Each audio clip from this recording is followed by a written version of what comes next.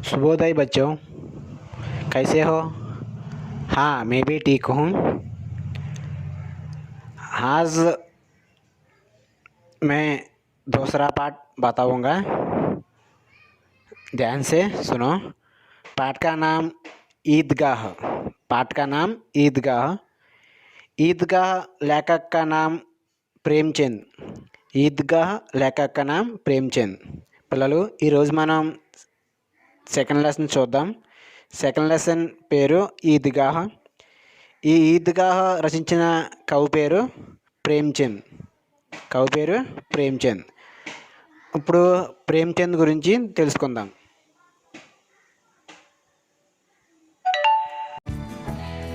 लेखक परिचय। प्रेमचंद का जन्म एक गरीब घराने में काशी में 31 जुलाई 1880 को हुआ। इनके बचपन का नाम धनपतराय श्रीवास्तव था। इन्होंने ट्यूशन पढ़ाते हुए मैट्रिक तथा नौकरी करते हुए बीए पास किया।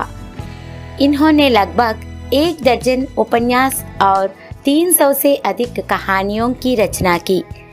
इन्हें उपन्यास सम्राट भी कहा जाता है। इनकी कहानियाँ मानस सरोवर शीर्षक से 8 खंडों में संकलित हैं।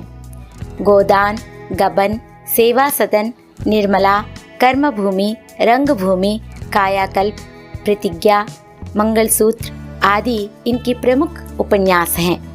इनकी कहानियों में पंच परमेश्वर, बड़े घर की बेटी, कफन आदि प्रमुख हैं। రచయిత పరిచయం.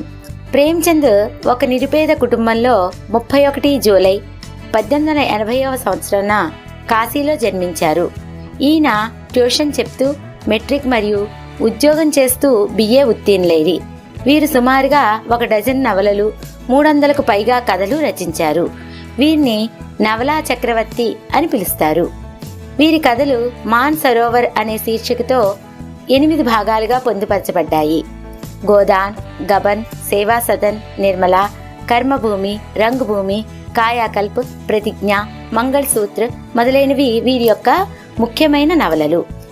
వీరి ప్రముఖ కథల్లో పంచ్ परमेश्वर, बड़े घर की बेटी, कफनలు ముఖ్యమైనవి. विषय प्रवेश. प्राचीन काल से ही नैतिक मूल्य भारतीय जीवन के प्रतिबिंब रहे हैं. इनके रूप हर भारतीय में समाये हुए हैं. हम अपने बुजुर्गों का बड़ा ध्यान रखते हैं, जैसे इस कहानी में दर्शाया गया है. ప్రాచీన కాలం నుండి నైతిక విలువలు భారతీయ జీవితాన్ని ప్రతిబింబిస్తున్నాయి. దీని స్వరూపం ప్రతి భారతీయునిలో ఇమిడి ఉన్నది. మనము మన వయోవృద్ధులను ఎంతో జాగ్రత్తగా చూసుకుంటున్నాం. అదే ఈ కథలో చూపించబడినది. కహానీ కా వివరణ హిందీ మరియు తెలుగులో. रमजान के पूरे 30 रोजों के बाद आज ईद आई है. 30 అనగా 30 రోజు అంటే ఉపవాసములు. పూర్తిగా 30 రోజులు రంజాన్ ఉపవాసాల తర్వాత ఈరోజు ఈద్ వచ్చింది. కిత్నా మనోహర్, కిత్నా సుహావనా ప్రభాత్. మనోహర్ అనగా రమణీయమైన, సుహావనా అనగా ఆహ్లాదకరమైన, ప్రభాత్ అనగా ఉదయం. ఎంత మనోహరమైన, ఎంత ఆహ్లాదకరమైన ఉదయం. వృక్షం పర్ కుచ్ అజీబ్ హరియాలీ హై. వృక్ష అంటే చెట్లు, అజీబ్ అంటే అద్భుతమైన, హరియాలీ పచ్చదనము. చెట్లపై అద్భుతమైన పచ్చదనం ఉన్నది. ఖేతోం పర్ కుచ్ అజీబ్ రౌనక్ హై. ఆస్మాన్ పర్ కుచ్ అజీబ్ లాలిమా. ఖేత్ అనగా పొలములు, రౌనక్ అంటే ప్రకాశం. పొలముల్లో కొంత విచిత్రమైన మెరుపు, ఆకాశంలో చిత్రమైన ఎర్రదనం కనబడుచున్నది. ఆస్ కా సూర్య దేఖో కిత్నా ప్యారా, కిత్నా శీతల్ హై. అనగా నేటి సూర్యుడు నీ చూడు ఎంత ప్రియంగాను, ఎంత చల్లగా ఉన్నాడో. మానో సంసార్ కో ఈద్ కి బధాయి దే రహా హై. సంసార్ కో అనగా ప్రపంచానికి ఈ శుభాకాంక్షలు ఇస్తున్నట్లుగా ఉన్నాడు. ఈద్గా జానేకి తయారియా హో రహీ హై. ఈద్గాకు వెళ్లే ఏర్పాట్లు జరుగుతూ ఉన్నవి. లड़के सबसे ज्यादा प्रसन्न हैं. బాలురు అందరికంటే ఎక్కువ సంతోషంగా ఉన్నారు. बार बार जेब से खजाना निकाल कर गिनते हैं. మాటిమాటికి జేబు నుండి డబ్బులు తీసి లెక్క పెట్టుకుంటున్నారు. మహమూద్ గిన్తా హై 1 2 10 12. మహమూద్ లెక్క పెట్టుకుంటున్నాడు. 1 2 10 12. ఉస్కే పాస్ 12 పైసే హై అనగా అతని వద్ద 12 పైసలు ఉన్నవి. మొహసిన్ కే పాస్ 15 పైసే హై 15 అనగా 15. మొహసిన్ దగ్గర 15 పైసలు కలవు. ఇన్సే అన్గినత్ చీజే లాయేంగే, खिलौने, मिठाइयाँ, बिगुल, गेम और न जाने क्या क्या. ఆట బొమ్మలు, మిఠాయిలు, ఈల, బంతులు ఇంకా ఎన్నో లెక్కలేనని వస్తువులు తెస్తారు. और सबसे ज़्यादा प्रसन्न है हामिद. ఇంకా హామిద్ అందరికంటే ఎక్కువ సంతోషంగా ఉన్నాడు. वह भोली सूरत का 4-5 साल का दुबला पतला लड़का था. భోలీ అనగా అమాయకమైన, అతడు అమాయకమైన మొహం గల 4-5 సంవత్సరాల బక్క చిక్కిన బాలుడు. ఉస్కా పితా గత వర్ష హేజేకి బెయింట్ హో గయా. అతని తండ్రి కిందటి సంవత్సరం కలరా వ్యాధికి బలైపోయాడు. और माँ न जाने क्यों पीली पड़ती गई और एक दिन वह भी परलोक सिदर गई. వాళ్ళ అమ్మ ఎందుకో తెలియదు కానీ శరీరం పసుపుగా మారి అనగా కావెలతో చనిపోయింది. किसी को पता ना चले कि आखिर अचानक यह क्या हुआ. ఎవ్వరికీ ఏమీ అంతుపట్టలేదు అకస్మాత్తుగా ఆమెకు ఏమైనదో. अब हामिद अपनी दादी अमीना की गोदी में सोता है. ఇప్పుడు హామిద్ తన నాయనమ్మ అయిన అమీనా ఒళ్ళో నిద్రిస్తున్నాడు.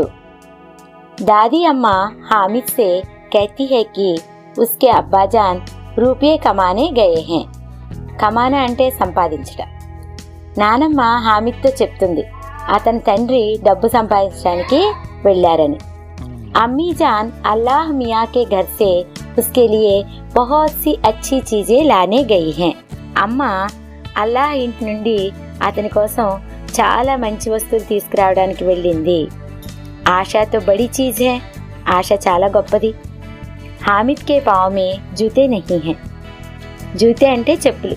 హామిద్ పాదాలకు చెప్పులు లేవు. సిర్ పర్ ఏక్ పురానీ టోపీ హై జిస్కా గోటా కాలా పడ్ గయా హై. తలపైన లేసు నల్లబడిన ఒక పాత టోపీ ఉంది. ఫిర్ భీ వహ్ ప్రసన్న హై. అయినా అతడు చాలా సంతోషంగా ఉన్నాడు. అభాగిన్ అమీనా అప్నీ కోటరీ మే బైఠీ రో రహీ హై. అభాగిన్ అనగా దురదృష్టవంతురాలు అని అర్థం. దురదృష్టురాలైన అమీనా తన గదిలో కూర్చుని ఏడుస్తూ ఉన్నది. ఆజ్ ఈద్ కా దిన్ హై ఔర్ ఉస్కే ఘర్ మే దానా తక్ నహీ హై.